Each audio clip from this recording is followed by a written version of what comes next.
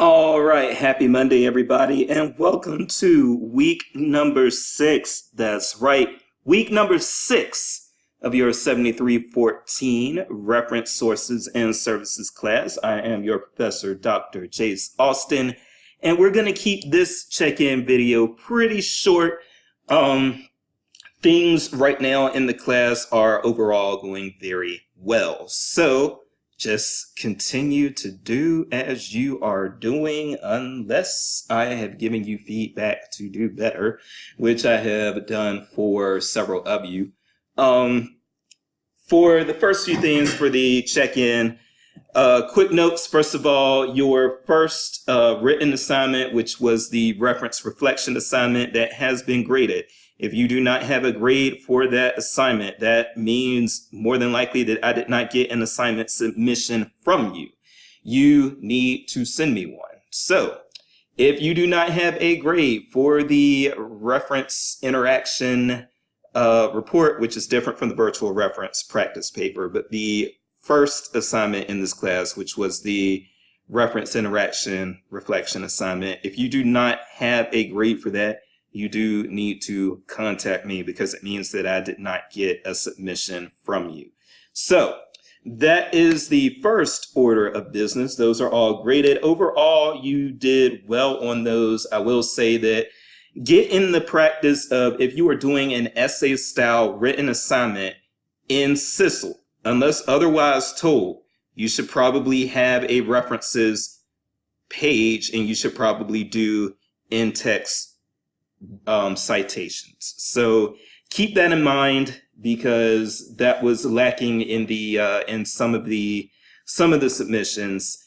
Also, please keep in mind that technically, if you put a lot of information from external sources into a paper and you do not have works cited and you do not have a references page, technically you are plagiarizing if you do not credit your outside sources. So we cannot have you plagiarizing. Please, again, please get in the habit, if you have an essay style assignment with me or with any of the instructors in CISL, get in the habit of creating works cited or references pages, depending on what citation style you're using, and do your in-text citations. Now, let's take a look at the course and just make sure. First of all, when it comes to discussions, your first 3 discussions have been graded. I did not respond to any of the comments or posts. I did not respond in discussion prompts 1, 2, and 3, but they have been graded. The conversations that you were all having with one another were actually fine, and the way that you all, I saw that there was a lot of creating reference lists in those posts, which is great, made them very easy to read and follow. And you all were very detailed and very thorough. So I am very happy and excited about how you all have been doing with the discussions so far. You all have done better with those so far, at least, than my previous iterations of this class. So I am very happy about that. Keep it up. Some of y'all got extra credit on a few of the prompts because you just went totally above and beyond. And I reserve the right to do that. Now, I do want to talk about the database unassignment. Let me pause for a second here because I don't want anyone's grades to show up. First of all, your classmate Matt had a very good question. So I'm actually going to answer that question here for everybody. There is not another numbered graded discussion prompt in the month of October. Your next one is due in November, and that corresponds with week number 10 of the course. That one is due in early November. But as far as graded discussion prompts, no, there are not any throughout the month of October. Matt was a little concerned about that, but yes, that is the way it is supposed to be. Now, I may be adding some optional discussion prompts. And when I do, those will be labeled optional. And that'll be a way for you all to just interact more with your classmates and everything, which is what it's all about as far as networking and everything. But Your next graded prompt is going to be due in November. And when I talk about graded prompts, I'm not talking about the unassignment. I'm talking about the graded number prompts. If you see anything else added, I am going to send out an announcement that it has been added, and it is going to be labeled optional. So that's how you'll know if a discussion prompt is optional, is if you see it labeled as optional in parentheses, okay?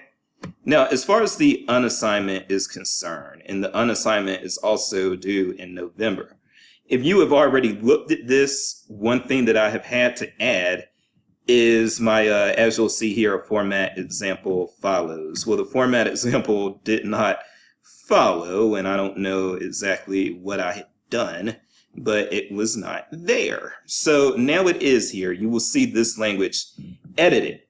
Not sure how I lost my format example, but it is below. There are 3 of you who have already turned in this assignment. The 3 of you are Matt, Destiny, and Logan. Matt, Destiny, and Logan, you do not need to, I repeat, you do not have to do this again. I will only make you do it once. And in fact, I have already graded your submissions, and hopefully your classmates will still look at your submissions to learn more about the databases that you were talking about. But because you have already turned your work in, you will not be held to following an example format that you did not see prior to turning your work in. So that just is what it is. But for the rest of you, you've got kind of a format or a template, maybe, if that's what you want to call it here. And what you can do is you don't even have to turn in your work as a DOCX or a PDF or whatever in this case. You can actually just copy and paste this example and replace the information, like you would want to copy the bullet points in the example here, and then replace this text that is specific to cables in this case, or cabels. I've seen it pronounced both ways. But you're going to want to replace that text with text that deals with your own particular assigned database. And if you have any questions about that, if that doesn't make sense, email me. But for instance, this is an example using Cabela's Business, and you can, again, you can just copy that, paste it in as a discussion prompt, and replace this information that's specific to cables or cabels with what is your database, whether that is, for instance, Nama has Factiva, Bradley, you've got Ibis World, Julia, you've got Mergent, and so on. Again, Logan, Matt, and Destiny, do not worry about this. I have already given you all, I've already reviewed and graded your assignments here for the unassignment. You all did a fantastic job. You're good to go. Don't worry about redoing anything. All right, so that is that. And the final thing I wanted to do, we're going to keep this, excuse me. I always talk a little bit just to enhance the course a little bit. I say a few things about a particular reference topic. In this case, what we are going to be discussing are government documents, but I am actually not going to trial any of the government document resources or anything of that nature. Instead, what I'm going to do is refer you to some videos that do things a lot better than I ever could. So with that said, first things first, your book also actually has a really helpful listing on pages 252 and 253 of the book. You will see recommended free government websites in a little box on page 252. There we go. So you see that, and then you will see on pages 252 and 253, you will see a number of websites that have government information in them. And these are very good websites to use when trying to track down government information.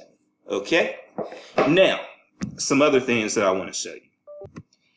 First things first, if you want to, if you are interested in learning how to think like a government documents librarian, then I want to recommend this page for you. This is a pretty good page. This is Thinking Like a Government Documents Librarian by Chuck Malone, who I believe is in Illinois. And the link is here. So if you, there you go. So if you were to, I guess, pause this and look at that link there, that can be posted into a URL and you can access this. Now, it used to be that you would have specific librarians who were the government documents librarian at a lot of libraries, and that was because, trust me, if you have problems in cataloging with LC numbers or with Dewey, trust me, it is a whole other thing when you were dealing with SUDOT numbers. I can't stand it. But prior to the emergence of the internet and all of these, of the World Wide Web at least, and all of these resources that we can use to find information on the World Wide Web, before we got to that point, it was very common for there to be a specific government documents librarians who specialized in government documents reference. But nowadays, because you can find a lot of this information online and you don't have to mess with these SUDOC numbers and things of that nature, now you have, increasingly, you have people who are not designated government documents librarians who are being called upon to help patrons and students find government materials, and government information. So Chuck here has 7 pointers that he has created, and he explains each. And all of these are pointers that help you to sort of just think as a government documents librarian. And this may be useful when you find yourself in a situation that you have to find government information. So I'll read the pointers out, but aside from that, if you're interested in reading this whole essay, and I do recommend it, then your best bet is to, again, go ahead and pull it up, okay? But the pointers: ask yourself which agency of the government would deal with a question or problem such as this. That will hopefully help you find the right place to go. Pointer 2, know the source of your information. And that is particularly important because you are going to have information out there that is information that you might think would be collected by the federal government, but it is actually not. So you have independent groups that may at times produce statistics and other information that you think comes straight from the government, and it doesn't. Pointer 3 is probably my favorite. There are actually quite a few government sources that do produce statistics, and it is not always readily obvious which government agencies produce which statistics and what have you. So in that case, it is good to just know that the government can collect some pretty reliable statistics and information. So you can look to your government sources when trying to find some statistics, and some of the things that people don't always think to look at, for instance, are fedstats.gov, the Department of Labor website, and those sorts of things. You can get some pretty good government information, some pretty good statistical information directly from the government. As far as having an understanding of how laws are made and know the internet sources of researching legislation. Now, with this, now Thomas can be pretty useful, and he has some other websites that you are going to want to look at as well. But with pointer number 4, this can be very difficult to kind of navigate. And one thing that you as a student will want to do as far as trying to navigate laws and legislation is also refer to the, there is actually a LibGuide for law electronic resources through Mizzou's library, and you're probably going to need to look around for some of those. Now, if you are in Columbia and you need to do some law or legal research, then there are law databases that only law school students have access to. Excuse me again. That only law students have access to. Or you can visit the library, the law library, in person if you are there in Columbia. And you can, there is a public computer where you can use some of those databases that are only available to the law school, but you would not have remote access to those things. But if you come to databases by subject, then what you can do from here is you can find resources that fit a particular subject. So if you are looking for legislative materials, there's something here. And again, there's some things that are only accessible through the law library. But if it's not one of those things, then you can come here to try to find that type of information. Okay? So if you are looking for government information, another place that you are going to want to look at, a lot of libraries do have some sort of law or legal LibGuide that they can use at their academic libraries, especially if they have a law school like Mizzou does, and you can find some resources there. Okay? The other pointers that we have going on, pointer number 5, understand the relationship between laws and regulations. And there's some verbiage here that helps out with that. Be prepared for less than desirable citations and know how to use the searching capabilities of online catalog, CD-ROMs, and internet search engines to their fullest extent. This takes a lot of practice. It's something that even if you've been a librarian for 20 years, if you do not have a lot of practice in this area, it can be a stumper for you when you come across a question of that nature. And get to know your local depository librarians. So I don't know if there is a specific depository librarian at Mizzou. I do not have a specific depository librarian at UMKC.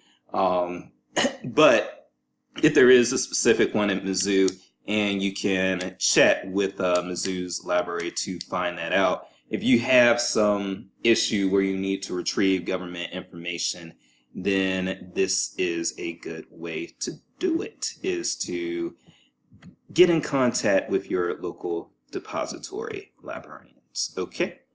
And then just one or two other things that I wanted to show you all. Actually, just one other thing, and we'll keep this under 20 minutes.